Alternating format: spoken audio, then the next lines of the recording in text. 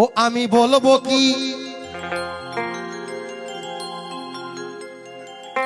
শুনবে কে রে, আমি বলবো কি। হয়তো বলতে পারেন এটা আমার কথা না, মহাজন যিনি লিখেছেন, মানুষ আর লোক, দিন আর রাত তফাৎ। যে গ্রামে মানুষ থাকে সেই গ্রামে ধর্ম অনুষ্ঠান হয়, যে গ্রামে ভর্তি খালি লোকজন মানুষ নাই সেই গ্রামে দেখবেন সারা বছরে একটা নাম কীর্তন হয় না। হয় কি বাবা, আসেন এমন গ্রাম? যে বাড়িতে দেখবেন মানুষ নাই খালি লোক, ওই বাড়িতে একটা ভিখারি পর্যন্ত ভিক্ষা করতেও যায় না। টাউন শহরে যাবেন, 3 তলা 4 তলা বাড়ি, যখনই কোনো বৈষ্ণব কোনো ভিখারি দেখবে গেটটা বন্ধ করে দেয়, ডাক দেয়, জয় রাধে, গোবিন্দ সেবার জন্য কিছু দিবা মা? কয় বাড়িতে লোক নাই। আমি প্রমাণ আছি অনেক বাড়িতেই।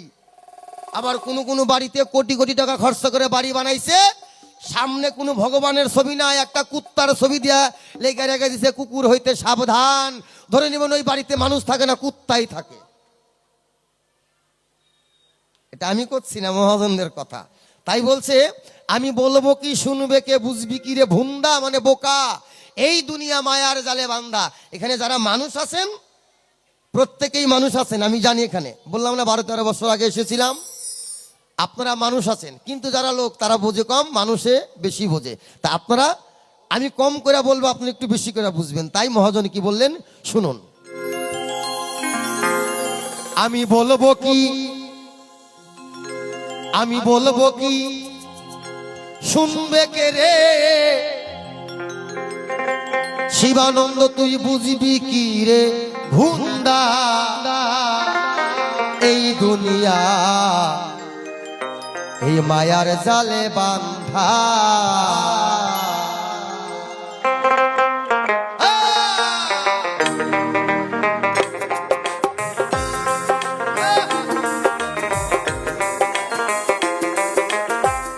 বলবো কি শুনবে কে রে, বলবো কি শুনবে কে রে, বুঝবি কি রে ভুন্দা।